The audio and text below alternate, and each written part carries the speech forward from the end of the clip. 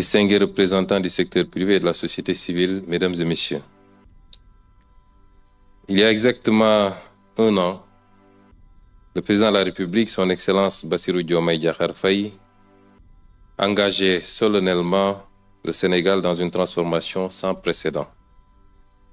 Une transformation qui ne touche pas seulement un secteur, mais qui irrigue toutes les politiques publiques nationales. Une transformation qui ne concerne pas seulement une administration, mais qui réinterroge le rapport de chaque institution à ses usagers. Cette transformation, nous l'avons nommée le New Deal technologique. Aujourd'hui donc, je suis venu accompagner des membres du gouvernement pour rendre compte de ce que nous avons construit durant ce court temps et pour annoncer également les perspectives.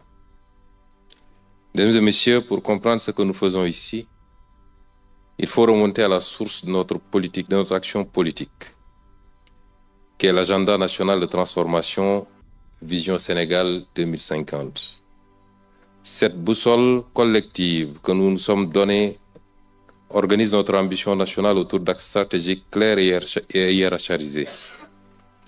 C'est dans son axe 1, une économie compétitive et inclusive, que s'inscrit l'objectif stratégique 9, je cite, accélérer la transformation numérique de notre économie. Ce libellé mérite qu'on s'y arrête. Il ne dit pas développer, on n'a pas parlé de développer la transformation ou le numérique de notre économie. On a parlé de transformer. On n'a parlé ni de développer, ni de moderniser nos outils. Transformation, un mot qui implique une rupture profonde, irréversible, des structures, des habitudes, des modes de fonctionnement.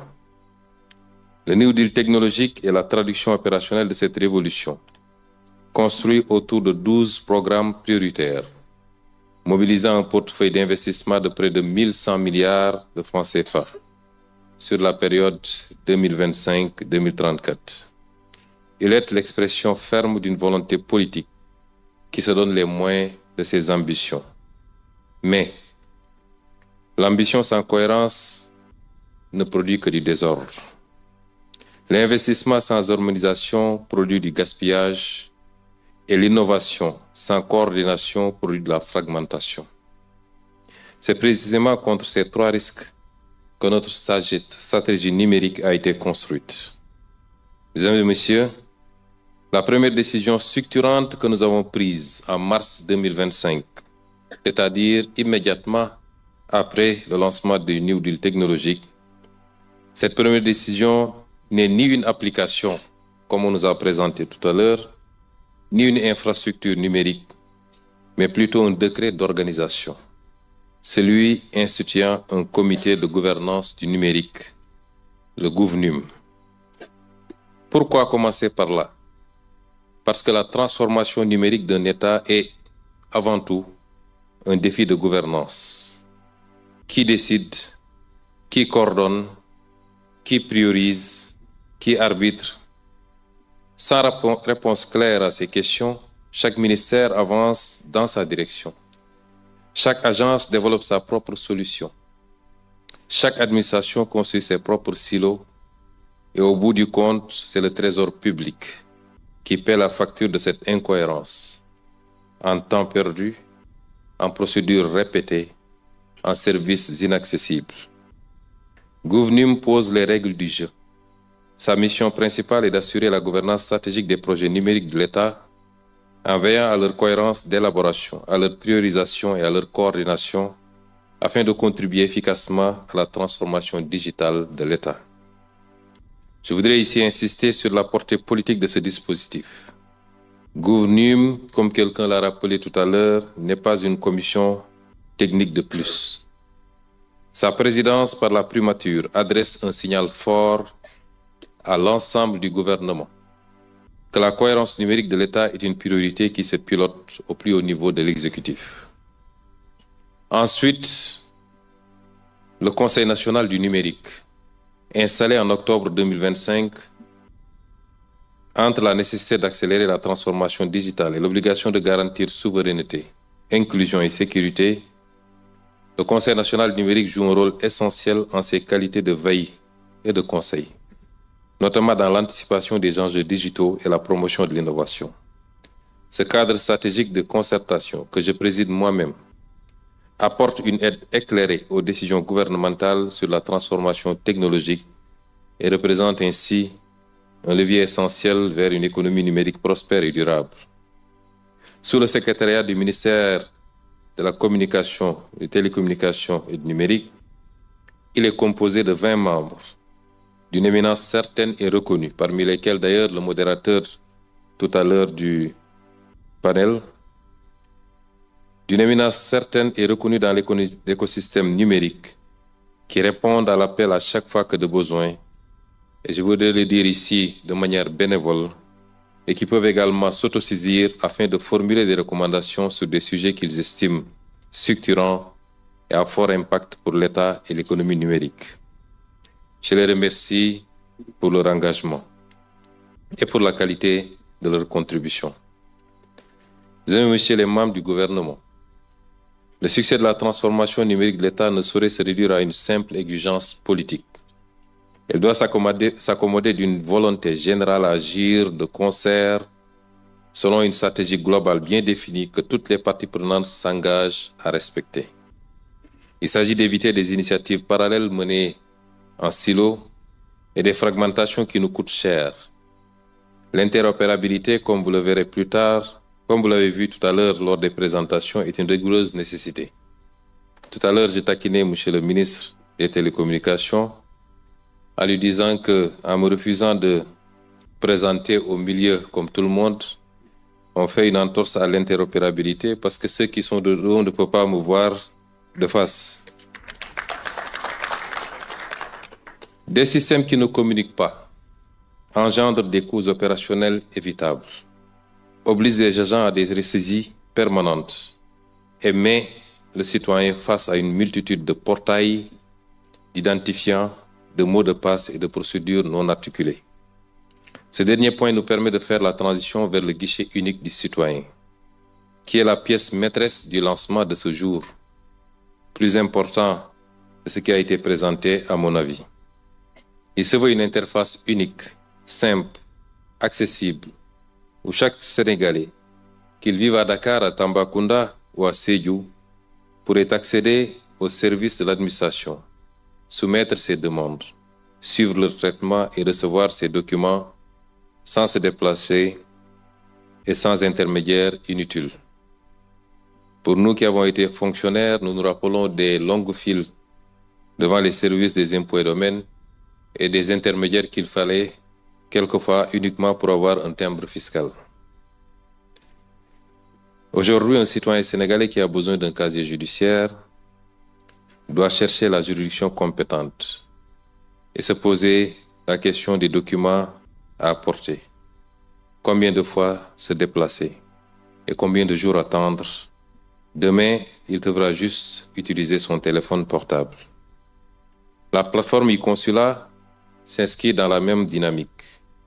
Unique, sécurisée, multilingue, elle permettra à nos compatriotes de la diaspora de réaliser l'ensemble de leurs démarches consulaires en ligne et ainsi se passer des longs rendez-vous souvent incertains et coûteux. Mesdames et messieurs, l'État numérique repose sur une infrastructure physique robuste, souveraine et à la hauteur de nos ambitions. Le déploiement des infrastructures cloud dans nos data centers de Diamniadio et d'Orana représente un saut qualitatif majeur. Je crois que M. le Premier ministre va procéder à la réception d'ailleurs de cette infrastructure cet après-midi. Hébergement aux normes, sécurité renforcée, haute disponibilité pour les services critiques, conformité aux standards internationaux, nos données les plus sensibles seront hébergées sur le territoire national, dans des conditions et modalités dont nous assurons le contrôle. Cet aspect est extrêmement déterminant parce que un développement numérique sans souveraineté ne sert absolument à rien et expose le pays. Le renforcement de la bande passante nationale qui passe de 600 mégabits à 200 gigabits et l'extension de l'intranet gouvernemental à un nombre croissant de bâtiments publics permettront enfin aux agents de l'État de travailler dans des conditions optimales. La sécurité et la cybersécurité, allant de pair avec la digitalisation, sont évidemment au cœur de nos préoccupations actuelles. Dans un monde où les cybermenaces et cyberattaques dont nous avons fait l'objet récemment pour certains de nos services, constituent une réalité quotidienne, il est impératif de disposer, en sus d'une stratégie cyber bien ficelée, d'outils de défense robustes et répondant aux standards internationaux.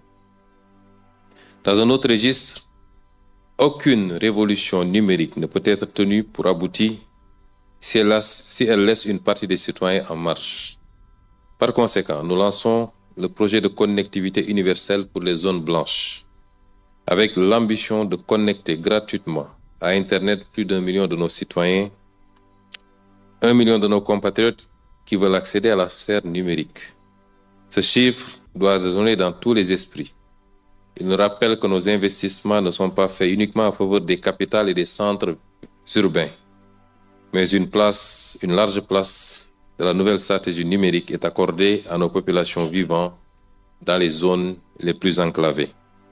C'est une question de souveraineté également, de présence de l'État. Jusqu'au mois où je parle, dans certaines zones particulièrement transfrontalières, il est plus facile de capter les réseaux de pays voisins que les réseaux nationaux. Nous avons également lancé le Startup Act et sa plateforme de labellisation qui ont fait l'objet tout à l'heure de présentation. Et le Sénégal dispose d'une jeunesse extrêmement créative. La présentatrice le rappelait, notre première matière première, ce n'est ni le gaz, ni le pétrole, ni le phosphate, mais bien cette jeunesse qui ne demande qu'à être encadrée, à être formée et à être employée. Cette jeunesse d'un talent technologique reconnu, au-delà de nos frontières. Ces jeunes entrepreneurs méritent un cadre juridique qui les protège, un écosystème qui les nourrit et un État qui parie sur eux avec conviction. Je voudrais rassurer Roger que les accompagnements sur le plan fiscal seront au rendez-vous, l'ont toujours été d'ailleurs quand il s'agit d'enjeux nationaux, et nous veillerons à ce que les mesures d'accompagnement dans le cadre de la réforme du Code général des impôts en cours soient établies pour ces startups. C'est notre engagement à faire du Sénégal une pépinière de champions technologiques qui devront rayonner en Afrique et dans le monde. Mesdames et messieurs, aucune de ces réalisations n'aurait été possible sans la confiance de nos partenaires. Je veux leur exprimer notre sincère et profonde reconnaissance et leur assurer que nous entendons continuer à mériter leur confiance. Remercier tous les partenaires, mais faire une mention spéciale à la coopération allemande, à l'Union européenne, à la coopération japonaise à travers la JICA et à la firme Alibaba qui nous accompagne pour les Jeux olympiques particulièrement.